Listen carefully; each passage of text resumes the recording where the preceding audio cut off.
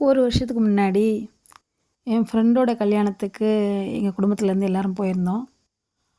அப்போ அங்கே வந்து ஒரு பெரிய பணக்காரர் வந்து அவங்க கல்யாணத்துக்கு வந்திருந்தாங்க. அவங்கள பார்க்கலே பயங்கர ஹேண்ட்ஸம்மாக அவ்வளோ நீட்டாக அவ்வளோ லுக்காக இருந்தாங்க.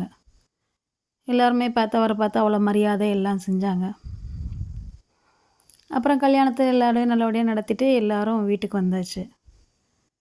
சரின்னு சொல்லிட்டு இப்போ ஒரு மாதத்துக்கு முன்னாடி திருப்பி அவள் வீட்டுக்கு போயிருந்தேன். அப்போ அவளோட கல்யாண ஃபோட்டோ எல்லாத்தையும் பார்த்துட்டு இருக்கும்போது அந்த சாரும் அதில் இருந்தாங்க. அவங்கள பார்த்துட்டு, "ஏய் இவங்க பெரிய பணக்காரவங்க, எப்படி இருக்காங்கடி, என்ன எப்படி என்ன கம்பெனி வச்சுருக்காங்க?" எல்லாம் விசாரிச்சுக்கிட்டு இருக்கும்போது அப்போ அவர் சொன்னால், "அன்னைக்கு தான் பணக்காரராக வந்தார், இப்போ அவருடைய நிலைமையே ரொம்ப மாறி போச்சுடி" அப்படின்னு சொன்னேன். "ஏண்டி என்னாச்சு?" அப்படின்னு சொல்லல. "இல்லை அவங்க வீட்டில் சின்ன சின்ன பிரச்சனையினால் அவர் வந்து மனசு அப்படியே ரொம்ப தடுமாறி இப்போ ரொம்ப நிலைமையே சரியில்லாமல் பைத்தியமாக இருக்கார்டி" அப்படின்னு சொன்னான். எனக்கு ஒரே மன வேதனையாக போச்சு. என்ன அன்னைக்கு பார்க்கும்போது அவ்வளோ இதுவாக இருந்தவர் இன்றைக்கி இப்போ கொஞ்ச நாள்லேயே இவ்வளவுக்கு ஆயிடுச்சா என்ன அப்படிங்கிறது மனவேதனை பயங்கரமாக இருந்தது. அப்போ தான் நான் நினச்சேன், மனிதர்களுடைய வாழ்வு வந்து எதுவுமே நிரந்தரம் இல்லை அப்படிங்கிறத.